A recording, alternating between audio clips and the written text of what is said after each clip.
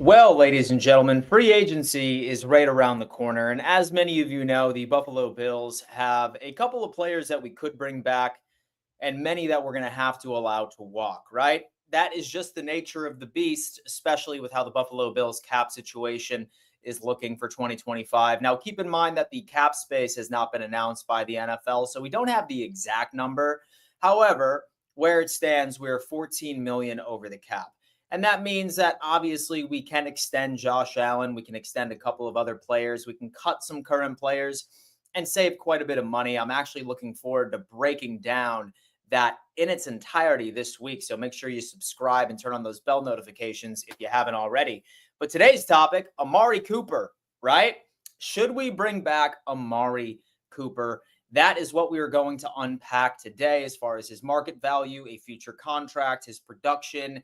Is he falling off of a cliff? Is he, as the kids would say, quote unquote, washed? Or does he provide an asset for this Joe Brady offense? Now, I will tell you what, I was a bit upset with his production the second that we ultimately ended up trading for him midway through the season. It was almost to a point where I think Joe Brady didn't even want Amari Cooper like right in the first place. I think that this was exclusively a front office move and they wanted to bring in a wide receiver number one.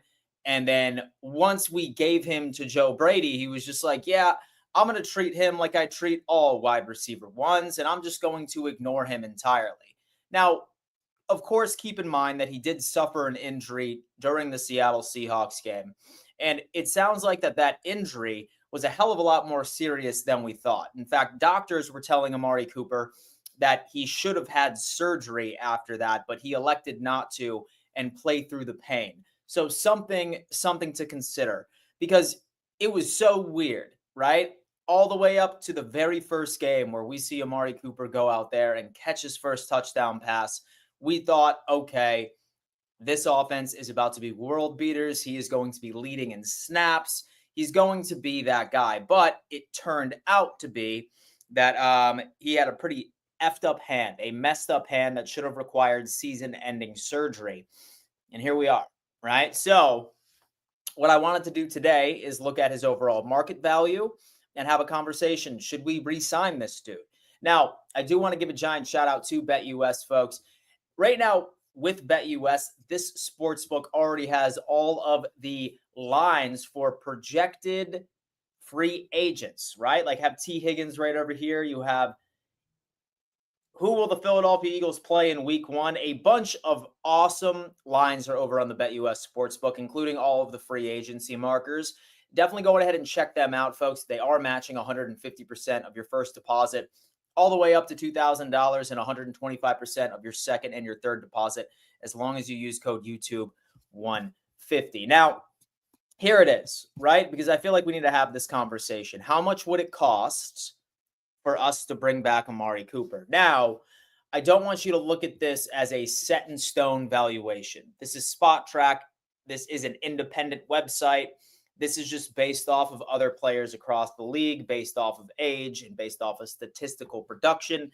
And as we know, when we ultimately ended up seeing, so our good friend, so Amari Cooper this past season, not a crazy season, right? Like 587 snaps, 44 receptions, and like 4 touchdowns only. Now, maybe it has to do with the fact that he was injured, but still something to consider. However, according to Spot Track, how much Amari Cooper would cost is $14.2 million per year.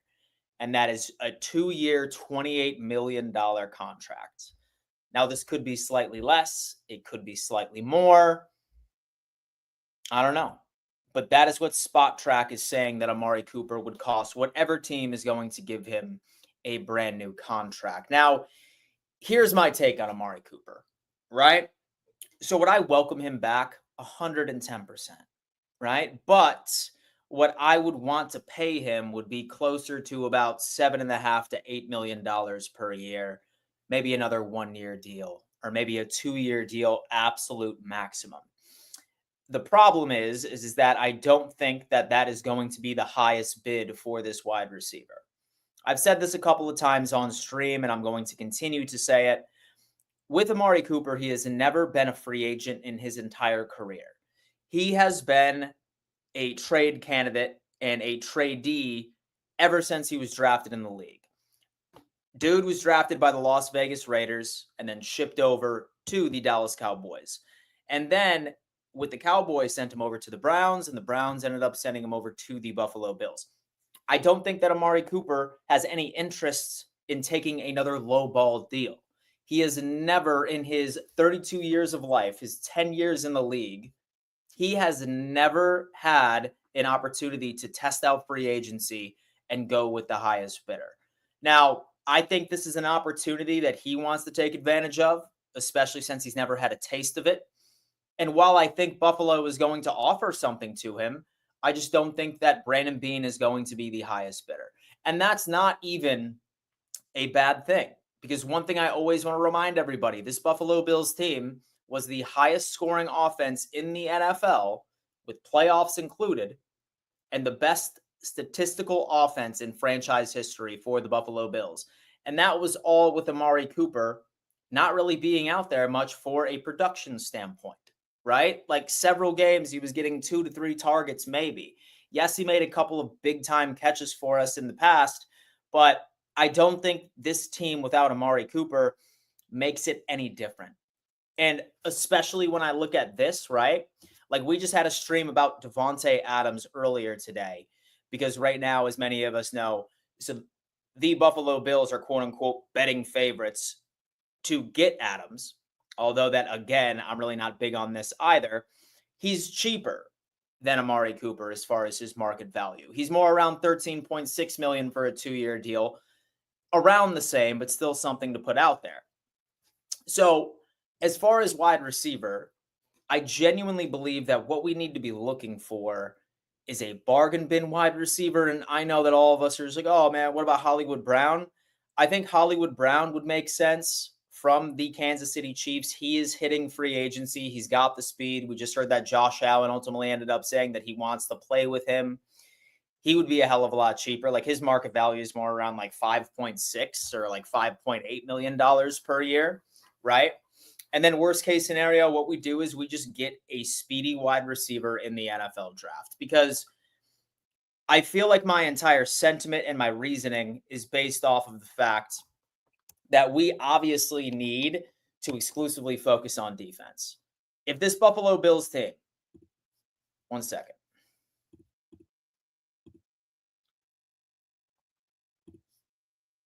Sorry about that, folks. Had to fix up the mic for you. If this Buffalo Bills team spends money at all, spends draft assets, trades, in free agency, it has to be on the defensive line. It absolutely has to be. Like, would I be upset if, for example, we did so would I be upset, say that we brought in a Devontae Adams? No. So would I be upset if, for example, we were the highest bidder for Amari Cooper and that ultimately ended up shafting us from potentially getting a game changer on the defensive line? 110%. So as far as Amari Cooper, thank you for all the time that like you gave to the Buffalo Bills, a couple of highlight worthy like catches. It just sucked that you got injured so early on during your tenure in Buffalo that we couldn't get to see the full story. Now go get yourself a bag in NFL free agency. That's my take on that. And I'm assuming that Cooper was simply just a 1-year rental for us. Now, folks, say, for example, that you are currently watching the replay of this video. I highly recommend that you subscribe and you turn on bell notifications, because I want you to tune in while I am live, right? I want everyone to join my live chat community that we have built for the past 3 or 4 years. It is awesome. We always regularly have 150 to 200 people in here all across platforms. And now we are transitioning over into the chat to have a conversation. We have Kevin coming in saying he's not getting re-signed. We just got our bargain wide receiver last year with Curtis Samuel. We are locked into having him. He needs to have a larger role. And it's funny about Curtis Samuel, right? Because toward the back half of the season, he finally started gaining chemistry like with Josh. When you look at all the wide receivers that Josh had a hard time like throwing to as far as catchable passes, was him and Dalton Kincaid, where they received the least percentage of catchable passes. I think that's a chemistry stat. So I'm hoping that Curtis Samuel does take a step right in the right direction. But for the most part, I'm still pretty much dead set. I'm still pretty much dead set on us looking toward the draft for the wide receiver um, situation. Wait till 2026 to draft a speedy wide receiver, Noah. So I'll tell you what, Noah, listen, there are quite a few speedy wide receivers in the third and the fourth round of the NFL draft, ones that I could definitely see us like going. Rick is coming in saying D-line is an issue and the D-line has let the Buffalo Bills down. Rick, you and I are on the exact same page, my friend. If we spend any money at all, I want it to be a game wrecker on the defensive line. That is exclusively what I am looking for.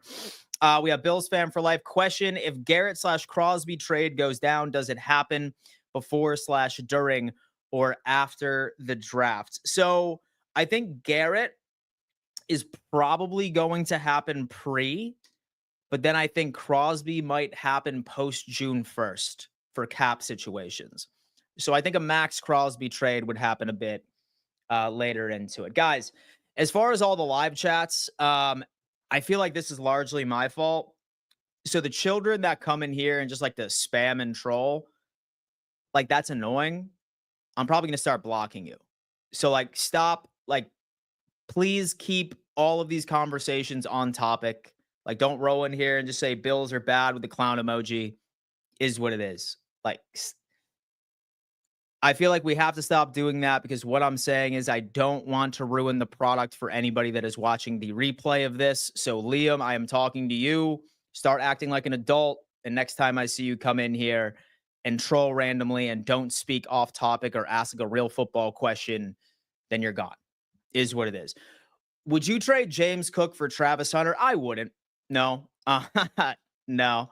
As far as Travis Hunter, he's a stud and he is going exclusively into the draft. Like he is going exclusively into the draft as a CB, which is absolutely crazy. Yeah, dude, he's getting blocked. Yeah, dude, he's getting done. He's done. He's sitting here ruining the experience for the friends.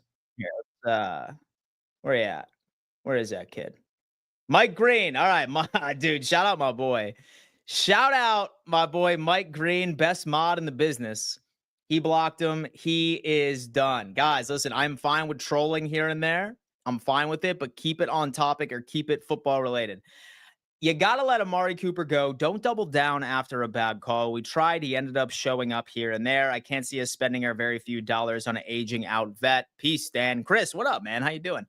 Yeah, man, it just doesn't make sense to me either, right? It does not make sense to me right now. Like he's calling for quite a bit of cash. It's 14.6 for a 2-year deal. I think that we're going to offer him a deal, but like I said, we're not going to be the highest bidder because that's what this overall like situation looks like. Let's see. So with Liam is a troll, but honestly, it's pathetic. How lonely are you? He's just a kid, but unfortunately, he is no longer a part of the live chat community. James Cook is a stud running back, but not $15 million a year. I feel like Rick and I have been on the same page ever since this stream has started, ladies and gents. I'm more on the James Cook, like $10 million a year, maybe $11 million a year, 4-year contract, and make like 25 of it guaranteed. I feel like that should be enough to make him happy. I think Cooper can stay for the vet minimum. I mean, listen, if he takes that, say that he takes that and no other team sends him an offer more than that, then I'm 110% fine with that. But I just don't see that happening, unfortunately. Doug is saying it doesn't matter who the embarrassing Bills trade for, so the JV quarterback will never win a Super Bowl. It doesn't matter who the embarrassing Bills trade for. The JV quarterback will never win a Super Bowl. I feel like you mean the MVP quarterback of the Buffalo Bills. Defense, and more defense, please and thank you. Anything else, I am not feeling. I will miss Coop. He is unselfish. Yeah, but unfortunately, it is just a conversation that needs to be had. So your mod eliminated him like a scene from the Hitman game. As soon as you addressed him, he got popped. Green is the best mod in the business. Him and Dwayne, absolutely solid. I love these guys. They do a great job for me. Show some love to the mods out here, guys. And like I said, listen, I'm fine with having a little bit of fun on here, as many of you know. All off season. And so I was beating the shit out of Bob. All right. I'm still planning on doing that. All right. But I just don't want